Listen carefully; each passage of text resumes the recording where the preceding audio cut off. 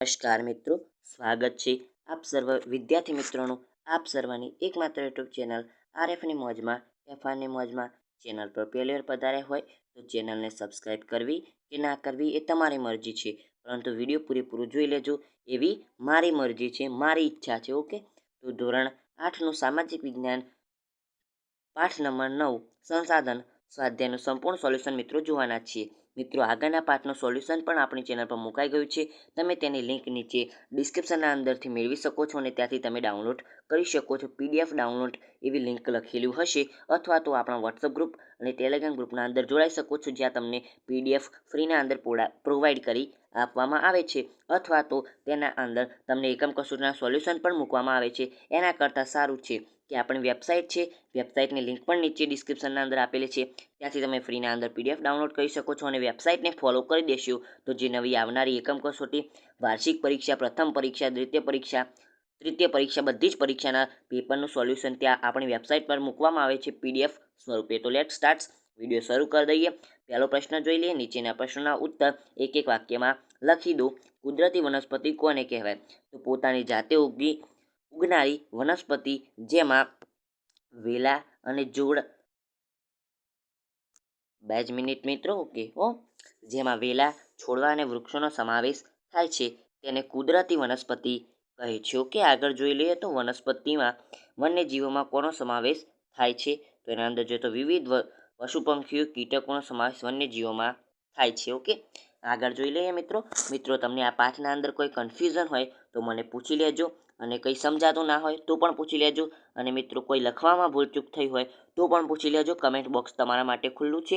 એમને આપણે ગાંઠિયા ચાવવા માટે કમેન્ટ બોક્સ ખુલ્લું રાખ્યું નથી. ઓકે, તો તમે તમારા ડાઉટ સોલ્વ કરી દો અને આવનારી પરીક્ષાની અંદર તમારું સારું એવું પરિણામ મેળવી શકો એટલા માટે કમેન્ટ બોક્સ ખુલ્લું રાખવામાં આવ્યું છે.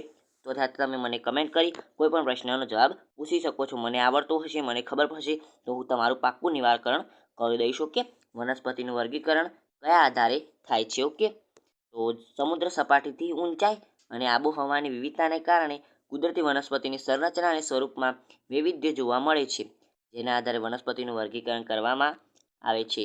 તળાવ અને સરોવરની પાણી સંગ્રહ ક્ષમતા વધારવા શું કરવું જોઈએ? તો તળાવ કે સરોવરમાં જમા થયેલ કાપને દૂર કરી તેને ઊંડા કરવાથી પાણીની સંગ્રહ ક્ષમતા વધારી શકાય છે. એટલે કે જે તળાવ, સરોવર, એના અંદર જે કાંપ ભરાઈ જાય, કાંપ કહીએ છીએ જેના અંદર પગ મૂકતા જ બધું અંદર જતું રહે છે. પગ મૂકીએ તો પગ આખો અંદર જતો રહે, એ કાપ કહેવાય. કાદેવ જેવું કાપ, કાદેવને કાપ થોડોક જ ફરક છે, એટલે કાપ. તો કાપના અંદર જે પગ મૂકતા અંદર જતું રહે છે, અને એવા કાપને દૂર કરી લેવાનો, અને અંદર એ ખાડાને ઊંડો કરવાનો. જે તળાવ હોય એના અંદરના જે ખાડા હોય, તળાવના અંદર તો નીચે ખાડા હોય ત્યારે જ પાણી ભરાય ને, એટલે જે ખાડા હોય તેને વધારે ઊંડા કરવાના, જેનાથી સંગ્રહ ક્ષમતા વધી જાય, એટલે કે વધારે પાણી એકઠું થાય. ઓકે, તો આશા કરું છું મિત્રો તમને એક એક પ્રશ્ન સમજાતો હશે. મિત્રો કંઈ સમજાતું ના હોય તો મને કમેન્ટ કરી તમે પૂછી લેજો કે શાનું આવી રીતે શું થાય, આવી રીતે શું થાય. ઓકે, તો ટૂંક નોંધ લખવાની છે મિત્રો, અને ટૂંક નોંધ સારી એવી ટૂંક નોંધ છે. પ્રાપ્તિ સ્થાનોના આધારે સંચાલનના પ્રકાર ટૂંકમાં વર્ણવો. ઓકે મિત્રો, અને મિત્રો તમારે આના પછી કયો પાઠ ચાલાય છે, હાલમાં 9મા પાઠ પછી કયો નેક્સ્ટ પાઠ ચાલવાનો છે મને કહેજો. હું તેના સ્વાધ્યાયનું સોલ્યુશન બનાવી દઈશ. ઝડપથી મિત્રો મને કહેજો તો હું તેના સ્વાધ્યાયનું સોલ્યુશન બનાવી દઈશ. ઓકે, પ્રાપ્તિ સ્થાનોના આધારે વિદ્વાનો સંસ્થાનોના મુજબ. તો આગળ જોઈએ તો ટૂંક નોંધ હતી મિત્રો. આગળ પ્રાપ્તિ સ્થાનોના આધારે સંસાધનોના પ્રકાર ટૂંકમાં વર્ણવવાના છે. તો એના અંદર જોઈએ તો પહેલું સંસાધનનો પ્રકાર છે સર્વસુલભ સંસાધન. સર્વસુલભ સંસાધન કોને કહેવાય? તો આ પ્રકારના સંસાધનો આપણને સર્વત્ર ઉપલબ્ધ હોય છે. ઉદાહરણ તરીકે વાતાવરણમાં વ્યાપ્ત જીવનસૃષ્ટિ માટે ઉપયોગી વાયુઓ ઓક્સિજન અને નાઇટ્રોજન. પછી આગળ જોઈએ સામાન્ય સુલભ સંસાધનો. સામાન્ય રીતે આવા સંસાધનો આપણને સરળતાથી ઉપલબ્ધ હોય છે. ઉદાહરણ તરીકે જળ અને ગોચર ભૂમિ. આગળ વિરલ સંસાધન. તો આ સંસાધનો આપણને મર્યાદિત સ્થાનો પરથી જ પ્રાપ્ત હોય છે. ઉદાહરણ તરીકે કોલસો, વિદ્યુત ધાતુઓ, ખનિજ તેલ, કુદરતી વાયુ અને યુરેનિયમ. ઓકે, આગળ જોઈએ તો એકલ સંસાધનો. સમગ્ર વિશ્વમાં જવેલ જ એક કે બે જગ્યાએ મળી રહે આવા ખનિજો એકલ કે દુર્લભ સંસાધન તરીકે ઓળખાય છે. ઉદાહરણ તરીકે યુરોપના ગ્રીનલેન્ડમાંથી પ્રાપ્ત થતું ક્રાયોલાઇટ ખનિજ. ઓકે, આગળ જોઈ લઈએ મિત્રો. આગળ છે તફાવત આપો. તફાવત આપી દેવાનો છે. હાથના અંદર તફાવત નથી આપવાનો, તમારા ચોપડાના અંદર તફાવત આપવાનો છે. ઓકે, લ્યો તફાવત, લ્યો લંબાવો તફાવત, લ્યો લઈ લો તફાવત, લ્યો લખી કાઢો, લઈ લો એવું. હા, ઓકે.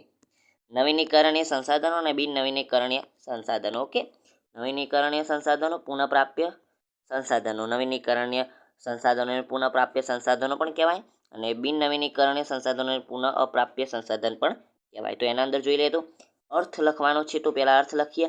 આપમેળે ચોક્કસ સમયમાં વપરાયેલ જથ્થાની પૂર્તિ કરે કે અખૂટ હોય તો એને નવીનીકરણ સંસાધન કહે છે. એટલે કે પુનઃપ્રાપ્ય સંસાધન. નવીનીકરણ સંસાધન જંગલો એટલે ફરીથી ઊંઘી નીકળે એટલા માટે.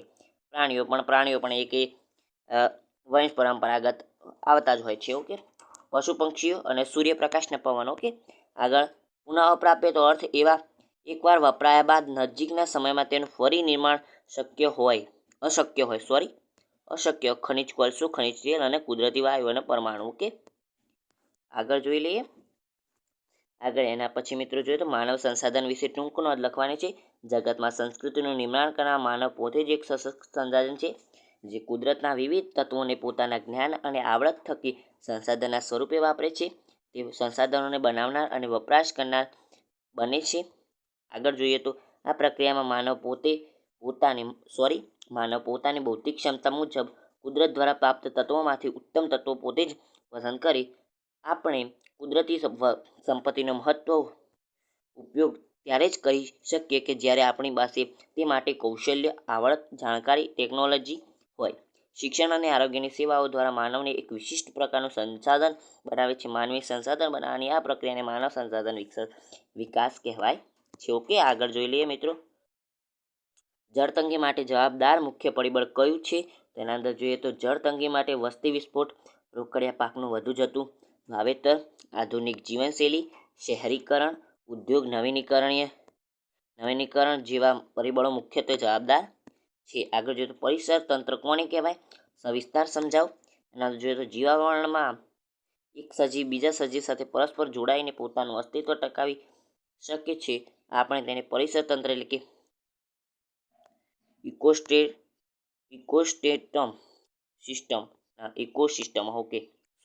ઇકોસિસ્ટમ મારા વાંચવામાં મન લાગ્યું, સિસ્ટમ નહીં, પાસે બીજું કંઈક છે એટલે ઇકોસિસ્ટમ જ કહેવાય તરીકે ઓળખાય છે. વિવિધ પશુ પંખીઓ કીટકોનો સમાવેશ વન્ય ન લખાઈ ગયો છે જીવમાં થાય છે. તેમાંથી આપણને માંસ, ચામડા, રૂવાડીવાળા ખાલ, ઊન વગેરે પ્રાપ્ત થાય છે. મધમાખી જેવા કીટકો આપણને મધ આપે છે અને ફૂલોના પરાગનયનમાં મહત્વની ભૂમિકા ભજવે છે. પક્ષીઓ વિવિધ કીટકોનો આહાર કરી તેની નિયંત્રિત રાખે છે. સંખ્યાને પરિસરતંત્રમાં દરેક નાના સજીવની અન્ય ભૂમિકા હોય છે. ઓકે, આગળ જોઈએ તો આગળ આવી ગયું જંગલોને આપણને ખૂબ ઉપયોગી છે. વિધાન સમજાવો. જંગલો આપણી અનેક જરૂરિયાત પૂરી કરે છે. ઉપરાંત તે પ્રાણી સૃષ્ટિને આવાસ અને ખોરાક પૂરો પાડે છે. વાતાવરણમાં ઓક્સિજન અને કાર્બન ડાયોક્સાઇડનું સંતુલન જાળવી રાખે છે. ઉમારતી અને બળતણ માટેનું લાકડું પૂરા પાડે છે. જમીનના ધોવાણને અટકાવે છે અને ભૂગર્ભ જળની સપાટીમાં વધારો કરે છે. વિવિધ ઔષધિ ગુણધર્મ અને ઉદ્યોગો માટે કાચો માલ પણ આપણને જંગલો જ પૂરા પાડે છે. આગળ જો સંસાધનના સંરક્ષણના ઉપાયો જણાવો તો સંસાધનોના સંરક્ષણના ઉપાયો જમીન ધોવાણની ફળદ્રુપતામાં ઘટાડો થતો હોવાથી તેને અટકાવવું જોઈએ. રાસાયણિક ખાતરોનો વપરાશ લાંબા ગાળે જમીનની ગુણવત્તા નીચી તેથી તેનો ઉપયોગ સમજદારીથી કરવો અને તેના બદલે કુદરતી છાણિયા ખાતરને વાપરવું. આગળ જોઈએ તો વધુ પડતી અતિશય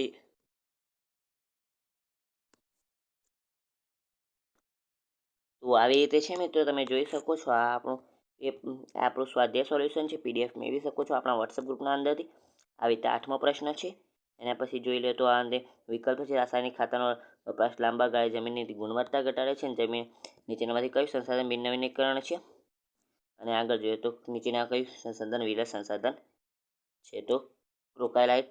તો મિત્રો આ છે આપણું સ્વાધ્યાયનું સોલ્યુશન. બીજા સ્વાધ્યાયનું સોલ્યુશન પણ આપણી ચેનલ પર મુકાઈ ગયું છે, ત્યાંથી તમે PDF ડાઉનલોડ કરી શકો છો. ઓકે, આવજો. Tata good bye, take care, love you all.